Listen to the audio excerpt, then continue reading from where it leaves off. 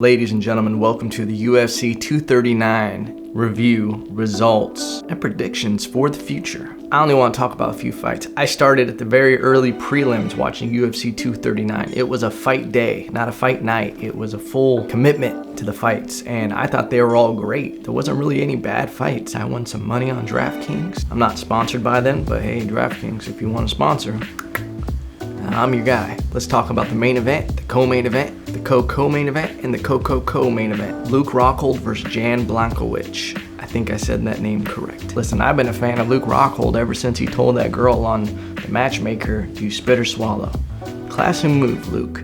Classy move. What isn't a classy move? Constantly leaving your hands down. I don't get it. In all fairness, I think Luke has just had a rough go of things the last few years, a lot of staph infections and a lot of different things going on. And I think, man, it's hard for someone from 185 to jump up to 205 and deal with a real contender like Jan Blachowicz, who is a real heavy, solid 205er. The risk versus reward of keeping your hands down like that and almost fighting a little too confident is... it's not worth the reward. It's not like Jan wasn't coming forward. You weren't having to bait him in. But overall, my emotional feeling with it, I hate seeing Luke get knocked out so much. I hate seeing any fighter get knocked out because #CTE. I'm a hypocrite because I keep watching. I don't know what Luke does from here. Thing is growing up boxing and working with fighters, when you have other options, you should take it. Luke had a successful modeling career, dated Demi Moore, and I think he has a lot of options to make some great money. And kudos to Luke Rockhold for still wanting to fight and committing so much to it when there are those other options. But I think truly in fighting, it's rough. When you have other options, you should probably take it. That's a sign is when you kind of have a foot out and you have a ton of different things going on. One of the favorite things I love saying is there's no part-time fighters. You can't be a part-time MMA fighter because you're going to come across someone who's a full-time MMA fighter, and it's not like any other sport. This isn't basketball. You're not just going to lose the game. You're going to lose brain cells and forget how to play games, you know. But I'm sure Luke is going to want to fight again, and I hope it goes better for him. Moving on to the co-co main event. This was actually the fight that I was looking forward to the most. Ben Askren versus Jorge Masvidal. I'm happy and sad for tons of different reasons. Let's talk about it. I love seeing specialists, no matter what that is. I love seeing Mayweather fight, not women. I love to see Damian Maia. I love to see Anderson Silva. It's these technicians that I really enjoy seeing. I love seeing Tyson Fury. I love seeing these people that are very technical and kind of savant. Ben Askren is one of those savants where his wrestling is so dominating. And he smothers people and he grapples them to infinity. It's beautiful to watch because it's one of those things where like, stop it from happening. I don't think that laying on people is boring, giggity. If that's part of the game, you have to try to change it. And it's interesting when you do see it. That's why the early UFCs were so exciting, because it was like one specialty versus another specialty back before it was really truly mixed martial arts. You would see some wild shit back then. And that's what happened with this fight. Jorge Masvidal. Look, anybody who was saying that knee was luck, go fuck yourself. To pull that off in a fight and the muscle reflex, the timing, the distance, there's so much more going into it rather than just jumping up and throwing the knee. It's calculating your speed versus the opponent's speed. There's so much going on at the same time to be able to pull that off. The timing is perfect. I've heard Jorge Masvidal call himself a simpleton and he's just a dog and the ref has to pull him off. That dude is intelligent as shit and his fight IQ is insane. It goes back to his backyard brawls. That man is calm as fuck in the middle of a firefight. That was one of the greatest things that I've seen in the UFC, if not the greatest, period. Fastest knockout. That shit was not 5 seconds. That was like a 3-second KO. But to be honest, I wish it went longer. I want to see Ben Askren actually get really showcased, and I want to see how he actually does when the fight settles and you have to start breaking it down. Because so far, the Robbie Lawler fight, that was a weird fight. It had a lot of controversy in it, and obviously this Jorge Masvidal fight, Ben is going to say, and he should seek solace in it, the fact that he did get caught. But it wasn't because of some silly mistake or anything. He got caught legit, and he even took his hat off to Jorge Masvidal for this finish. One thing I like that Ben Askren handled it is that he didn't go into hiding. He didn't, try not to see comments or, look at the video. He fucking took it straight on, and that's how you have to be. Keep it moving, pimpin'. And shout out to him the way he's handling it. Handle like a man. I love the way 3 fighters have handled their losses. I'm sure there's more, but 3 that have stood out to me. Ben Askren with this loss. Conor McGregor when he lost to, I believe it was Nate Diaz. He was very humble in defeat. My number one greatest person that ever handled a loss in the UFC, Dominic Cruz. That post-fight conference that he gave against Cody Garbrandt, phenomenal. That shit is where I get a lot of respect for fighters that lose in such a way and they still are like, you know what? That's what happened. It's like that mastering of the ego. And that's like, oh, that's why you're that good. It's because you learn how to control your ego to the point that you could do this. I digress. The big question is now, what happens with Ben Askren now? What happens with Jorge Masvidal? I personally believe Jorge Masvidal should jump Robbie Lawler and Colby Covington for the title fight. There's some talk about, you know, we're going to wait and see what happens with that fight before we pick who goes against Usman. No, I don't think that's the case. I think you got to give Jorge Masvidal this fight. This man has the glow right now, and you making him sit and wait and we'll figure out who he's gonna fight. If you have this man fight for anything other than a title, shame on you. Shame on Game of Thrones. I haven't forgotten how you ended that season, you piece of shit. So I think Jorge Masvidal should get the next title fight. Obviously, Robbie Lawler's coming off of a controversial loss. Colby Covington has made some weird moves, and that is going to be a great fight. And I think if there was no Jorge Masvidal, those guys are in the running for the title.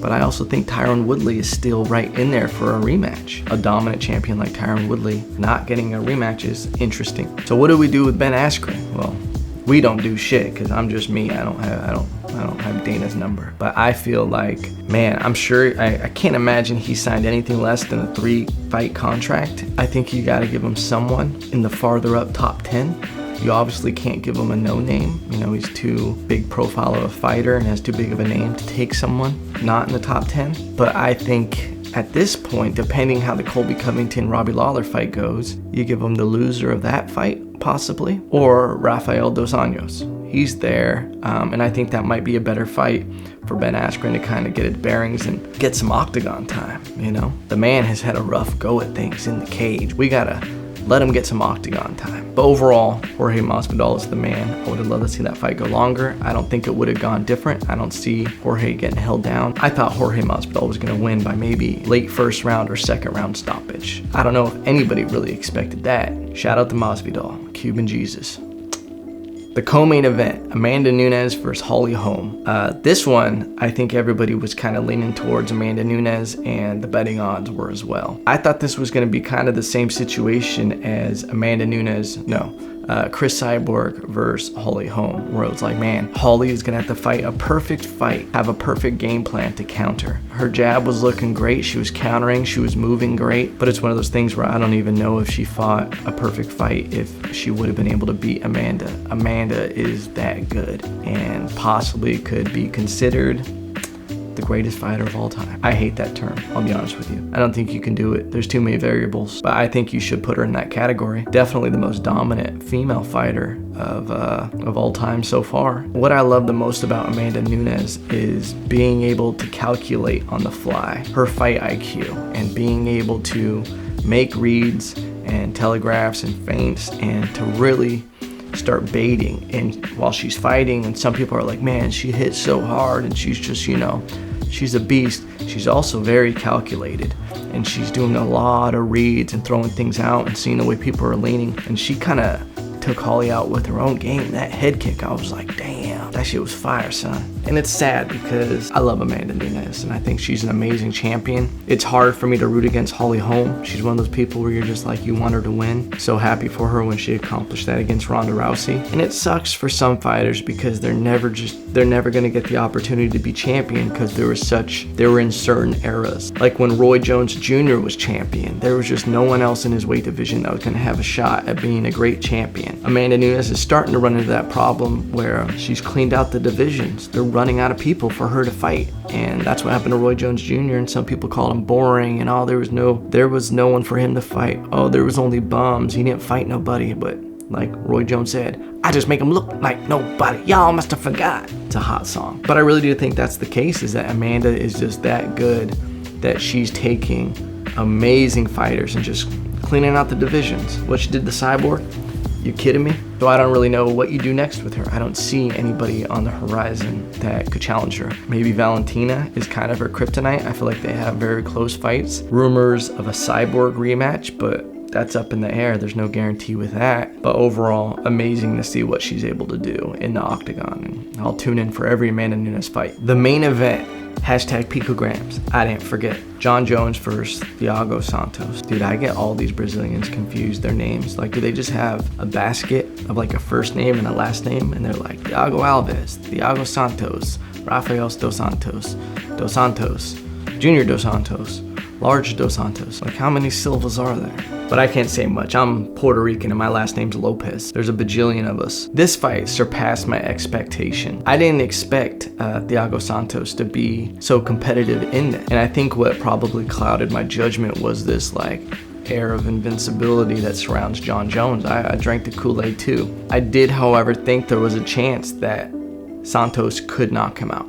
I did think that. I didn't think that for 5 rounds he was going to stay competitive. And what the fuck? This man tore his ACL, MCL, meniscus, ripped his whole goddamn leg off, and he still fought hard for 5 rounds and won the 5th round. One judge even had it for Thiago Santos, which is incredible. The first person to ever win a round against Jon Jones. I do think this is one of those fights where Jon Jones looks human. Thiago Santos didn't give a shit that he was in there with Jon Jones. Who knows how that fight could have went if Thiago Santos wasn't injured in the first round. I think Jon Jones obviously did some normal cool Jon Jones stuff, but Thiago Santos really surprised me at the dexterity and all that he possessed in his bag. He was throwing a lot of shit out there, a lot of feints, a lot of switching up the speed of his attacks, and he just had a lot of tricks in his bag that he was pulling out. I think there should be a rematch. I think let Thiago Santos get surgery or heal up or whatever he's got to do. Let's get that rematch popping. Because I thought he was tearing Jon Jones' legs apart, and you could actually see that moment where his leg got messed up, and you're like, ooh. And throughout the fight, it was just giving him trouble the whole time. So I would like to run it back, and I would like to see that rematch. Will that happen? Probably not. I'm interested to see in the big picture of things, are they going to do Cormier versus Jones again? I actually don't want to see it because I don't want to see Cormier lose for a 3rd time. And to be honest, Cormier keeps saying he would do it at 205. I think that's going to be a very hard cut for him, especially after settling in at heavyweight, winning that title. I would just love to see Cormier defend the title,